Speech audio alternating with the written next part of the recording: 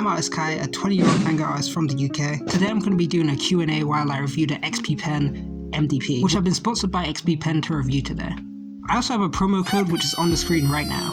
It's been a while since I made a video, so I thought I'd come back with a Q&A video to answer some of the questions and answer where I've been and things like that. I spent some of my time away while I was working on my manga, The In-Betweeners. You can actually check it out on my Instagram and my Twitter. Both of them are pinned, so it should be super easy to find if you want to read it. But let's get into the questions. The first question is from King Mario 19, and they ask if I have any advice for people wanting to make manga. While I'm not a professional manga artist per se, I would say start as soon as you can. Manga is one of those things where the more time you spend on it, the better you get. If you're just waiting until you become this super good artist, then you'll probably never be a good manga artist, because either way, the skills to be a good illustrator versus a good manga artist are completely different. So my tip would be start as soon as you can and study for manga as much as you can, because also there's not too many tutorials out there for manga artists wanting to learn. So a lot of the times you have to go and find manga books to copy and study. But yeah, thanks for the question. The next question is from James A. Makepeace. And the question is, do you sometimes get frustrated when having difficulty drawing, and how do you work through it? Thanks for the question, and yeah, I do actually have difficulties when I'm drawing sometimes. What I typically do when I'm having some problems is I take a break and draw some stuff that I'm not super comfortable with. So let's say in a drawing I'm having difficulty with hands or poses, I'll take a day or take a bit to actually go back and study those things. Sometimes you don't really have art block per se, you're just bad or you're not as good as you want to be at drawing a specific thing. And to get better at that, you really do have to take the time to study. And sometimes it is just an art block and something that you won't be able to draw at the time. So if that's the case, then I tend to take a break and honestly maybe even draw other stuff that helps me gain more confidence in drawing the thing that I'm having difficulty with. So yeah, either take a break or do some studying on the subject that you're having trouble on. At least that's my approach. Thanks for the question. The next question is from J Dixon 313.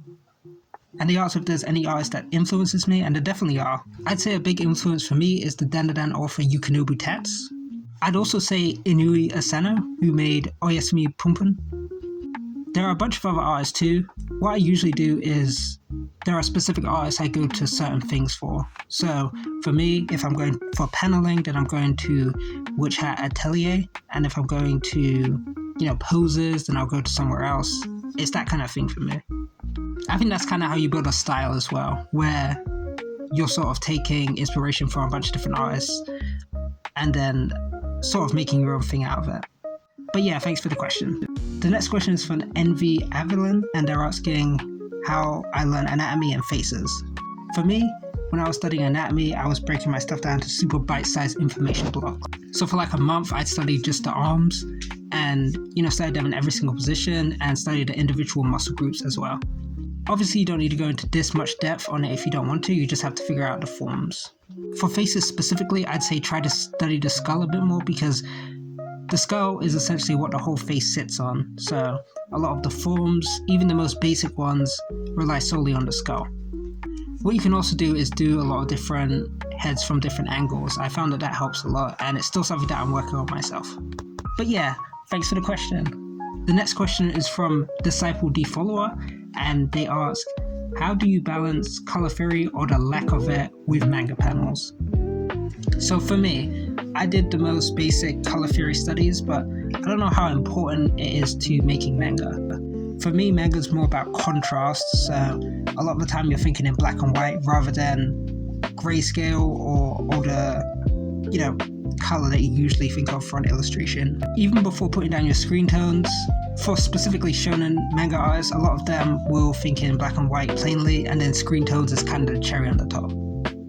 And that's kind of how I also think of my own work. So for me, it's not like I couldn't do something in color, it's more so I haven't wired my brain to kind of think like that. I'm thinking solely from the perspective of black and white when I'm making my pages. And it's the same when I do my line art or the way that I shade, anything, really. But yeah, thanks for the question. The next question is from I Found Mike, and they ask what tools I use for my art. For traditional art specifically, I use Milli pens and G pens, and I also use like basic A4 paper. Also, I get some mechanical pencil as well. For Clip Studio specifically, I'll use the G pen and then the Milli pen for small details. Those are low-key the only two pens I really use with my work, so if you're looking at my work, it's usually just those two by itself. And the tablet that I'm using is the XP Pen MDP. What I'm liking about this tablet is it's a lot bigger than my previous tablet, so I have a lot more space to draw. On top of that, I also like the pressure sensitivity levels, because when you create Manga, you want these super fluid lines. So I put a lot of stake on like pressure sensitivity and variation in my line widths. That's something I really like with the MDP. On top of that, it has a paper-like feeling on the screen, so when you're drawing, it almost feels like paper. The tablet's made specifically for drawing, so you get everything that you need when it comes to making art.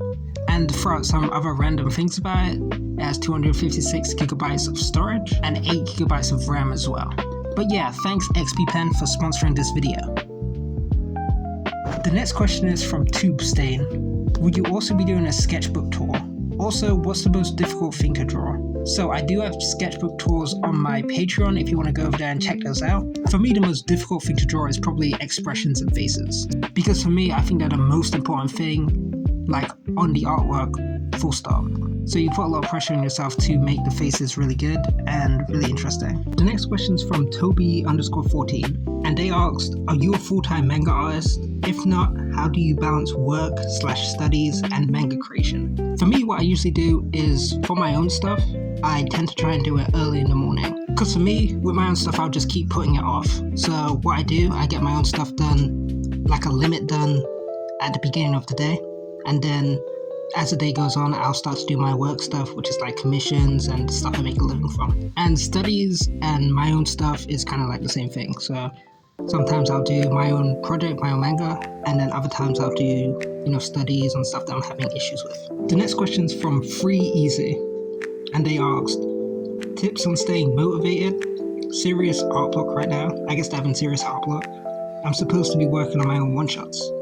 So what I would say for you, maybe if you're, having a lack of motivation, it could be good to look at things that give you motivation. So, start from what made you want to draw manga and, continue from there. But also what can help a lot is just finding other things that also get you motivated.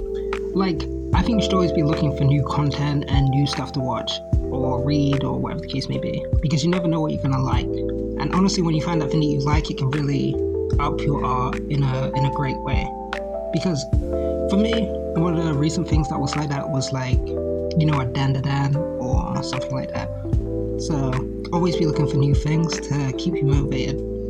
And honestly, sometimes with your own projects, motivation isn't all that you can sort of rely on, because motivation will kind of, goes and comes. So what you really want is to be like disciplined or more passionate than anything, because those are things that don't really disappear. You want to keep looking at stuff that inspires you while you're making your art. Maybe stick up some posters of stuff that you really like, or have the manga on the side while you're also working on yours. Or, there's a TV series called Man Ben that you can also watch while you do your own work. It's basically Naoki Urasawa interviewing a bunch of different manga artists, and it's very inspiring, motivating.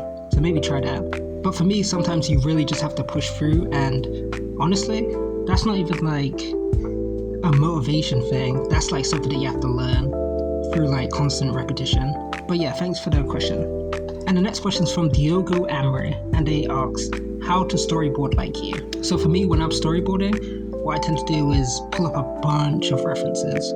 So I'm always having something right beside me when I'm doing my storyboards, because it's very important for me to, be accurate and tell the story correctly, I guess. Especially, when I have enough time to do my own stuff, where it's like, I can spend as much time as I want on it, because then I can spend 10 hours just working on the storyboard if I want to. I can spend as much time as I want. For me, stuff like paneling and layout is super important, so when I have the time, I tend to just try and get super creative with my, character overlapping panels and the shots that I choose. I tend to try and be super creative with those, because at the end of the day, I'm just having fun with my own stuff.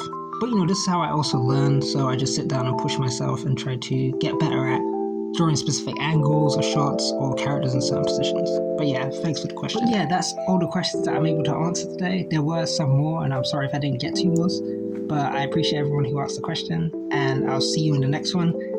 Though I'm not sure when that will be. If you want to keep up with me, then I'd suggest checking out my Twitter or Instagram, where I post pretty consistently. Alright, peace.